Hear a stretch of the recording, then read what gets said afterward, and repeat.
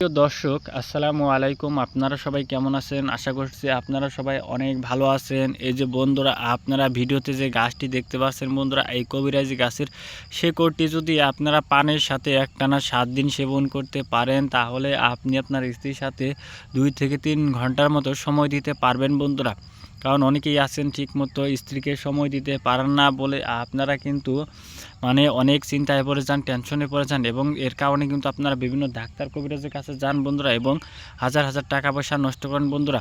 আপনারা যদি মনের মধ্যে বিশ্বাস রেখে যদি আপনারা এই যে ডিম গাছ বা আন্ডা গাছটি দেখতে পাচ্ছেন বন্ধুরা, এই কবিরাজি গাছের শিকড়টি যদি আপনারা পানের সাথে একটানা 7 দিন যদি সেবন করতে পারেন, এই ডিম গাছ বা আন্ডা গাছের শিকড়টি, তাহলেই কিন্তু আপনি আপনার স্ত্রীর কাছে একজন টাইগার পুরুষ, একজন বীর পুরুষ হতে পারেন বন্ধুরা। এই গাছটি কিন্তু বহু পরীক্ষিত একটি গাছ বন্ধুরা। বাড়ির আশেপাশে বিভিন্ন রাস্তাঘাট, বিভিন্ন জঙ্গল এবং কি পতিত ক্ষেতের আশেপাশে কিন্তু আপনারা কম বেশি সারা বছরই কিন্তু এই গাছটি কিন্তু আপনারা পেয়ে যাবেন বন্ধুরা।